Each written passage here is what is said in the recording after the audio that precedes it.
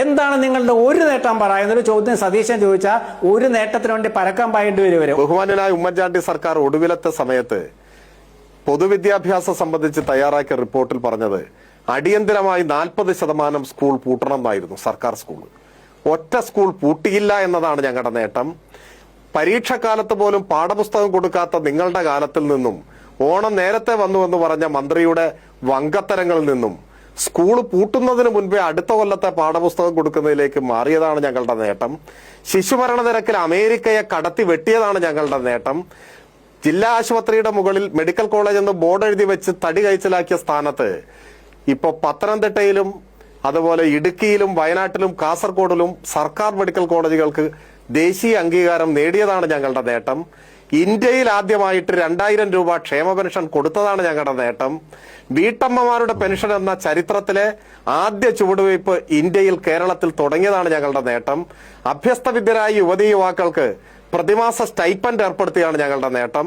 ഇന്ത്യയിലെ എല്ലാ സംസ്ഥാനങ്ങളിലും നിയമന നിരോധന ഉത്തരവിറക്കി PSC വഴിയുള്ള നിയമനങ്ങൾ മരവിപ്പിച്ചപ്പോ കഴിഞ്ഞ 10 കൊല്ലം കൊണ്ട് 3 ലക്ഷം ചെറുപ്പക്കാരെ സർക്കാർ ഉദ്യോഗസ്ഥരാക്കി മാറ്റിയതാണ് ഞങ്ങളുടെ നേട്ടം.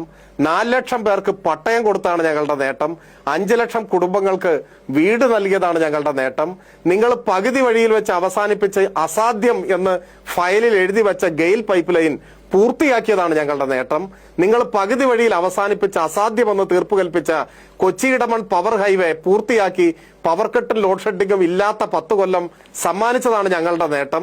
നിങ്ങൾ അസാധ്യമെന്ന് തീർപ്പ് കൽപ്പിച്ച ദേശീയപാത വികസനം യാഥാർത്ഥ്യമാക്കിയതാണ് ഞങ്ങളുടെ നേട്ടം. ഇന്ത്യയിലെ ആദ്യത്തെ ഡിജിറ്റൽ യൂണിവേഴ്സിറ്റി തിരുവനന്തപുരത്ത് സ്ഥാപിച്ചതാണ് ഞങ്ങളുടെ നേട്ടം. കേരളത്തിലെ ആദ്യത്തെ ഓപ്പൺ യൂണിവേഴ്സിറ്റി കൊല്ലത്ത് ശ്രീനാരായണ ഗുരുവിന്റെ പേരിൽ സ്ഥാപിച്ചതാണ് ഞങ്ങളുടെ നേട്ടം.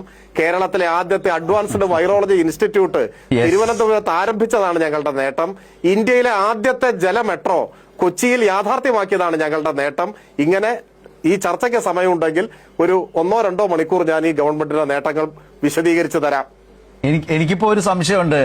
ശ്രീകുമാർ താങ്കളിൽ നിന്ന് ഇതൊക്കെ കേൾക്കാൻ വേണ്ടി ചോദിച്ചതാണോ എന്ന് എനിക്കൊരു സംശയമുണ്ട്. ഞാൻ ചോദിക്കട്ടെ, ഇന്ത്യയിൽ ആദ്യമായി മനുഷ്യഹൃദയം ഒരു ജില്ലാ ആശുപത്രിയിൽ മാറ്റിവെച്ചത് അങ്ങ് ശ്രദ്ധിച്ചിട്ടില്ലേ?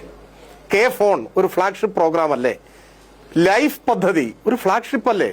ഇപ്പൊ അദ്ദേഹം പറയുന്നു, മറ്റേ പ്രതിപക്ഷ നേതാവ്, ഞാൻ പ്രതിപക്ഷ നേതാവിനെ കുറിച്ച് പറയുന്നില്ല, അദ്ദേഹം വന്ന് അബദ്ധത്തിൽ പോലും ഒരു സത്യം പറയാൻ കഴിയാത്ത സാഹചര്യത്തിലേക്ക് വന്നിട്ടുണ്ട്. അതിൽ ദുഃഖമേ ഉള്ളൂ.